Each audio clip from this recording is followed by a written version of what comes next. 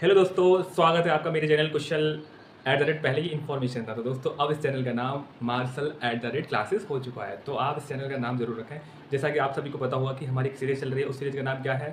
भारत की प्रमुख सन 1600 से लेके 1947 की प्रमुख घटनाएं। मैं आपको कल वाली वीडियो यानी सेकंड पार्ट में 1790-92 तक लगभग करा चुका था। आज हम सन 1790 यानी कि 1790 से स्टार्ट करेंगे, जो इतिहास में आपकी प्रमुख घटना है। चलो फिर स्टार्ट करते हैं, ठीक है। तो सबसे पहले इतिहास में आपको पता होगा कि कल मैंने आपको बताया था कि स्थायी बंदोबस्त किसने लागू किया था। वो किया था आपके लॉर्ड कॉर्नवालिस ने, वो उसका जनक था। अब हम शुरुआत करते हैं 1790 सन 1790। ये आपकी प्रमुख घटनाएं क्या है इसमें? तो दोस्तों आपका आंग्ल यानी कौन सा युद्ध हुआ था इसमें? तीसरा यानी तृतीय तृतीय आंग्ल तृतीय आंग्ल मैसूर युद्ध। तृतीय आंग्ल मैसूर युद्ध दोस्तों ये युद्ध हुआ था इसमें। और आपको पता है कि हैदर अली का बेटा टीपू सुल्तान इसका नेतृत्व कर रहा था। और वह इस युद्ध में उसकी हालत नाजुक हो जाती है, क्योंकि उसके साथ अंग्रेजों के साथ कौन रहता है? अंग्रेजों के साथ निज़ाम और मराठे अंग्रेजों को साथ देते हैं। और एक संधि होती है, उस संधि का नाम क्या है? श्रीरंगपट्टनम की संधि। ये काफ़ी इतिहास में फेमस है, श्रीरंगपट्टनम की संधि। दोस्तों कोई अगर आपसे बोले श्रीरंगपट्टनम की संधि कब होती तो आप कहोगे तृतीय आंग्ल मैसूर युद्ध के बाद। अब दोस्तों ये 1790 से लेके 92 तक चला था, 1790 से लेके 92 तक। तो ये आपकी 1792 हो जाती है ये वाली, ठीक है। उसके बाद सन 1793 मैंने आपको बताया कि स्थायी बंदोबस्त। तो सन 1793 में क्या होता है? सन 1793 में प्रमुख घटना क्या है? आपकी स्थायी बंदोबस्त। तो दोस्तों स्थायी स्थायी स्थायी बंदोबस्त व्यवस्था। इस व्यवस्था में होता क्या है कि दोस्तों आपका जो जमींदार होता है वो सीधा ब्रिटिश सरकार का गुलाम होता है, और वह किसानों से क्या लेता है? लगान लेता है। एक फिक्स लगान रहता है उसका, ठीक है दोस्तों। अब बात करेंगे सन 1793 तो हो गया प्रमुख घटना। सन 1798 में देखो दोस्तों क्या प्रमुख घटना है। आपको बता था सन 1798 लॉर्ड बेलिज़ली ये आपका गवर्नर जनरल होता है। किसका होता है? बंगाल का। तो ये भारत में आता है। और यह कौन सी व्यवस्था लागू करता है? सहायक संधि। सहायक संधि। कौन इसका जनक कौन होता है? इसका जनक होता है लॉर्ड बेलिज़ली। काफ़ी इंपॉर्टेंट क्वेश्चन। और ये कब आता है? सन 1798 में भारत आता है और लगभग 1805 तक रहता है, ठीक है दोस्तों। इसके बाद प्रमुख घटना क्या है कि सबसे पहले इस सहायक संधि का जो कौन सी रियासत शिकार होती है उसका नाम भी नोट कर सकते हो दोस्तों आप। हैदराबाद में पहली सिटी है जो, या पहली रियासत है जो सहायक संधि का शिकार होती है। इसके बाद दोस्तों सन 1801 में अवध इसकी शिकार हो जाती है। किसकी? सहायक संधि। अवध शिकार किसकी? सहायक संधि की। सहायक संधि। और दोस्तों एक और घटना इतिहास में प्रमुख 1802 में, सन 1802 में ये आपकी बैसीन की संधि। दोस्तों इस संधि का नाम क्या है? बैसीन की संधि। दोस्तों ये बैसीन की संधि होता क्या है कि बाजीराव द्वितीय ये क्या है ना, आपने थोड़ा पेशवा का इतिहास आप देखेंगे तो ये राघोबा का ये बेटा होता है बाजीराव द्वितीय। ये क्या है कि पेशवा को, मतलब पेशवा पद को बनने के लिए क्या करता है? अंग्रेजों के साथ संधि कर लेता है। हालांकि बन तो जाता है लेकिन वह अंग्रेजों की कठपुतली रहता है, ठीक है दोस्तों। और उसके बाद 1803 से लेके 5 तक आपने कल पढ़ा था कि सन 1775 में आपके आंग्ल और मराठाओं के बीच में युद्ध शुरू हो जाता है। तो ये पहला था और ये आपका दूसरा होता है।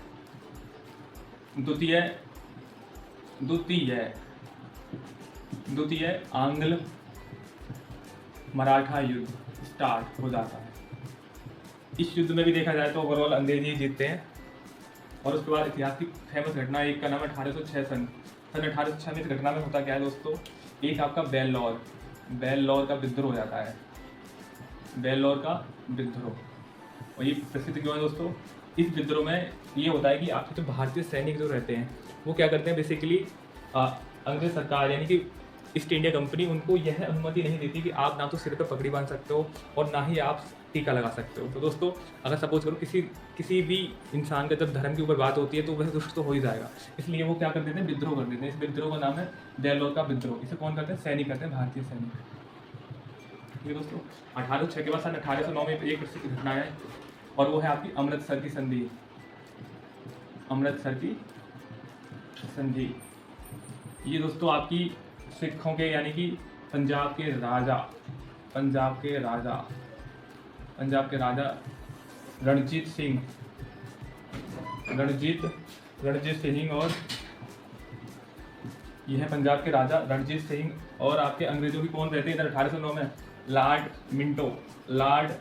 मिंटो बोल सकते हो प्रथम। एक मिनटो अभी और आएंगे इतिहास में दोस्तों, वो आपके सन 1909 के समथिंग आएंगे, ठीक है।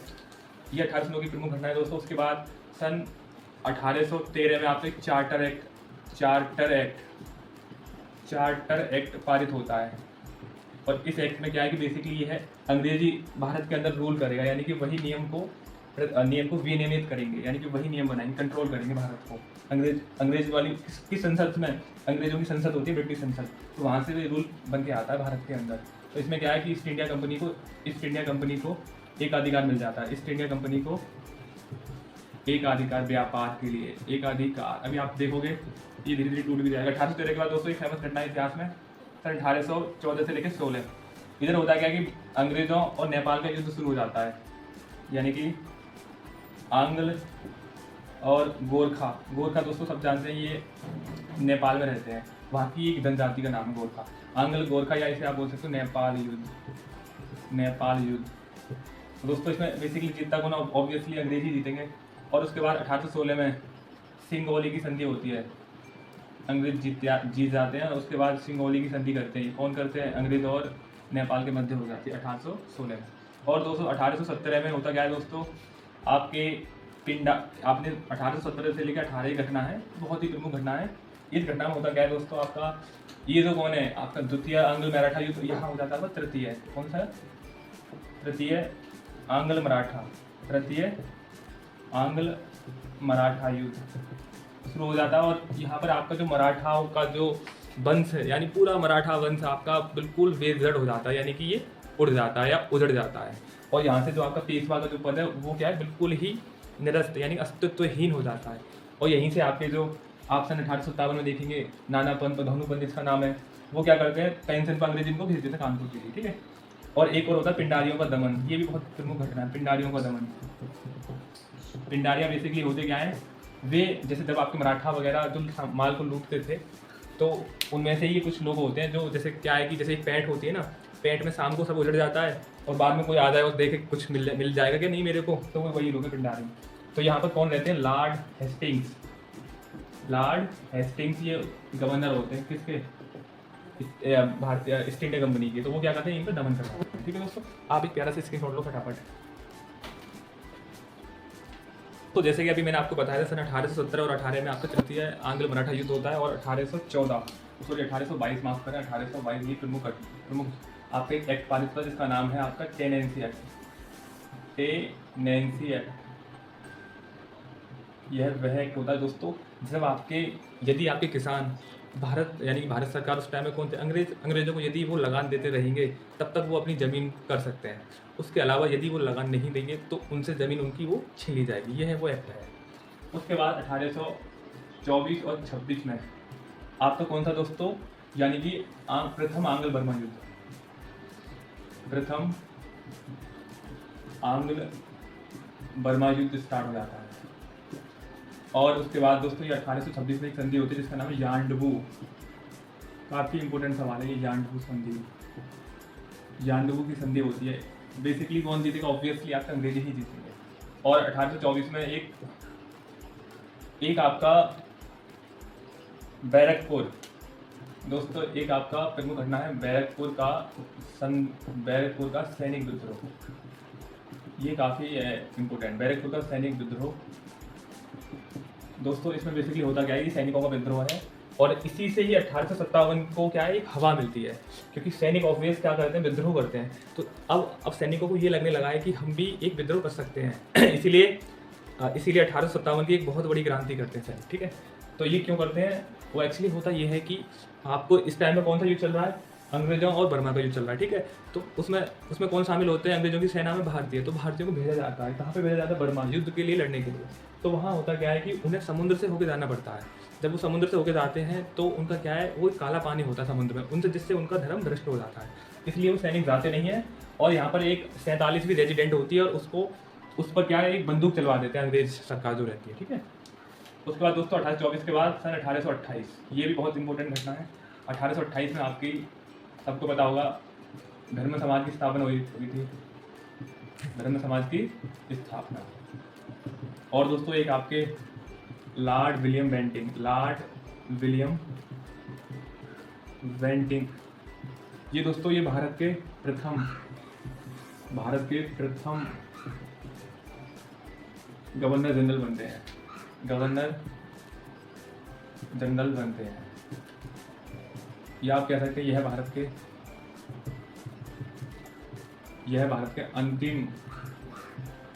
नहीं, यह बंगाल के दोस्तों, क्योंकि बंगाल में तो सबसे पहले कौन थे? William Hastings. यह बंगाल के अंतिम गवर्नर जनरल होते हैं, ठीक है दोस्तों। अब 1829 सबको पता है कि राजा राम मोहन राय के प्रयास से, दोस्तों होता क्या कि सती प्रथा, बहुत इंपॉर्टेंट। सती प्रथा होता क्या दोस्तों कि पहले क्या, जिन महिलाओं के पति यदि मर जाते थे तो उन महिलाओं को भी उनकी चिता के साथ जलाया जाता था। तो इस प्रथा को किसने खत्म कर दिया था? लॉर्ड विलियम बेंटिंक बोल सकते हो, विलियम बेंटिंक, जो अभी बने हैं, ने समाप्त किया था। ठीक है दोस्तों, काफ़ी इंपॉर्टेंट 1829 की प्रमुख घटना। उसके बाद अब आ जाते हैं 1833 में दोस्तों एक और नया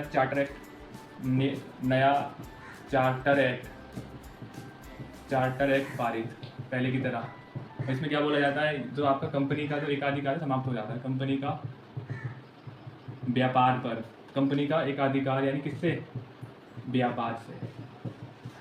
यानी कि पहले क्या था कि पहले भारत में ईस्ट इंडिया कंपनी किसी भी व्यापार को कर सकती थी, वह उस पर बिल्कुल फ्री था।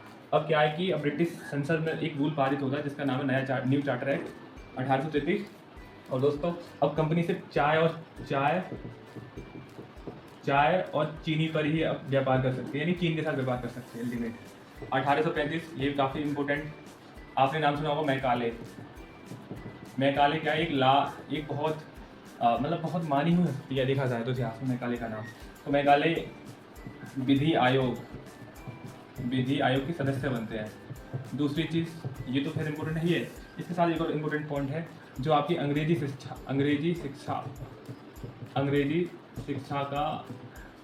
शिक्षा का प्रसार और प्रचार कौन करता है? वो है मैकाले।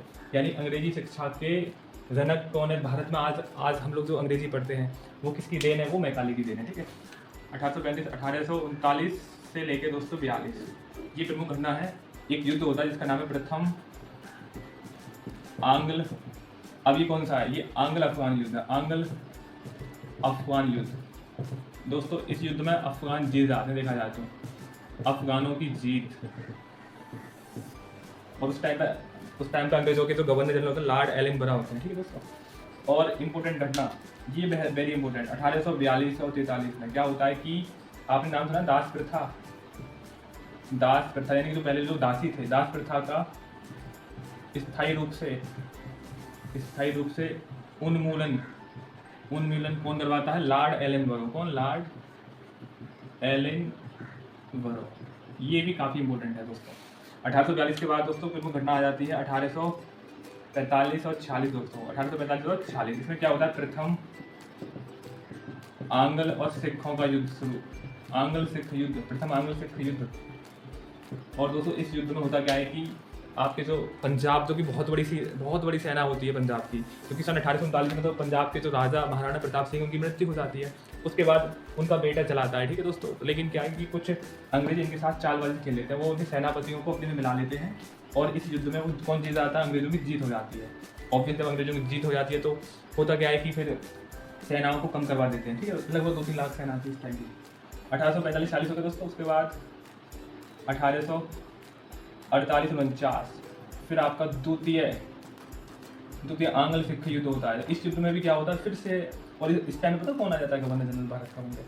सबसे प्रसिद्ध लॉर्ड डलहौजी, नाम काफ़ी जाना माना है। अगर बच्चा कोई जानता है तो डलहौजी का नाम जानता है। क्यों? इसकी एक नीति है, इसका नाम है व्यापगत नीति। यानी कि व्यपगत नीति यानी कि राज्य हड़प नीति, इसे क्या बोलते हैं? राज्य हड़प नीति। तो दोस्तों ये सबसे पहले पंजाब को हड़पता है। कैसे हड़पता है?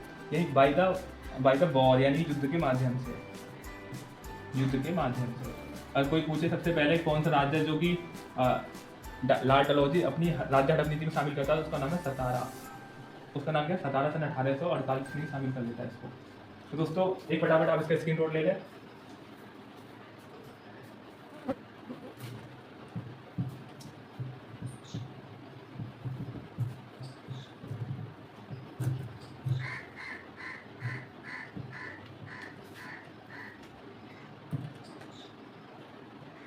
इसके बाद दोस्तों इसमें प्रमुख घटनाएं में आप लिखेंगे सन 1852 में। इसमें होता है कि आपका द्वितीय आंग्ल बर्मा युद्ध, और इस एक तो आपका प्रथम हुआ था 1826 में। याद रखने की ट्रिक क्या है? 26 में पहला हुआ था, 26 दूनी कितने हो गए? 52। तो दूसरा कब हुआ दोस्तों? 52 में। ठीक है, याद रखने की ट्रिक है। और इसमें भी आपके अंग्रेजों की जीत हो जाती है, क्योंकि कौन रहता है इस टाइम में? भारत का जो गवर्नर जनरल है वो लॉर्ड डलहौजी। ये एक भी युद्ध नहीं हारता, काफ़ी साम्राज्यवादी ये वो था गवर्नर जनरल। 1853।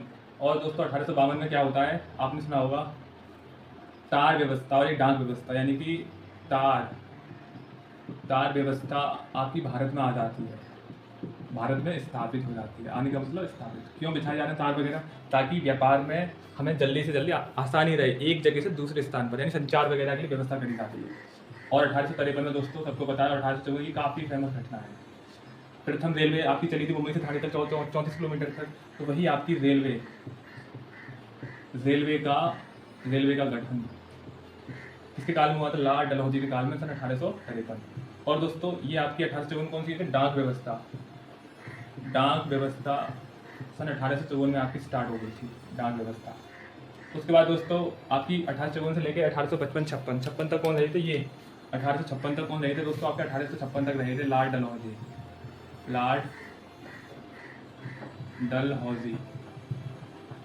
और उसके बाद 1856 और 57 के आसपास दोस्तों अब भारत के जो आपका गवर्नर है ना, भारत के, क्योंकि कौन सा एक वो आता है, एक्ट आता है, उस एक्ट का नाम बताएं दोस्तों आप मुझे। उस एक्ट का नाम मुझे आप कमेंट में बता सकते हो, या आप चलो मैं ही बता देता हूँ। भारतीय अधिनियम एक्ट बोल सकते हो दोस्तों, सन 1858 में आता है। ठीक है दोस्तों। या अंतिम वाला चार्टर एक्ट कौन सा था? 1853 में अंतिम चार्टर एक्ट आ जाता है। हालांकि 1853 में देखो, एक 1813 में आता है, एक 1833 में, क्योंकि 20 साल का अंदर होता है। एक 1853 में आता है।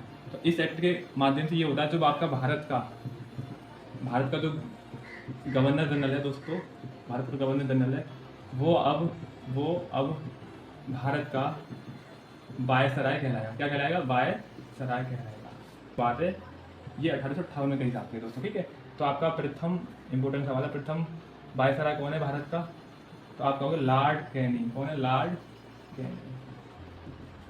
और आप कहोगे अंतिम, ये कौन है? अंतिम गवर्नर जनरल किसका? भारत का। अंतिम गवर्नर जनरल भारत का, ये अंतिम गवर्नर जनरल भी है दोस्तों, प्रथम वायसराय है यानी लॉर्ड कैनिंग। और 1857 की आपको पता है, 1857 की एक सेनानी स्वतंत्रता यानी कि एक विद्रोह होता है 1857, वो काफ़ी प्रसिद्ध विद्रोह है। तो दोस्तों उस विद्रोह का हम डिस्कशन अगली वीडियो में करेंगे, जो हमारी वीडियो का लास्ट पार्ट होगा। तब तक आप चैनल पर बने रहें और सीरीज को आप कंटिन्यूस फॉर्म में देखें, एक एक चीज़ को देखें, आपके क्वेश्चन यहीं से पुट अप होंगे। Thank you. आप मेरी वीडियो देखते रहें, और आपको अच्छी लगे तो दोस्त कमेंट भी कर सकते हो। ठीक है, बाय बाय।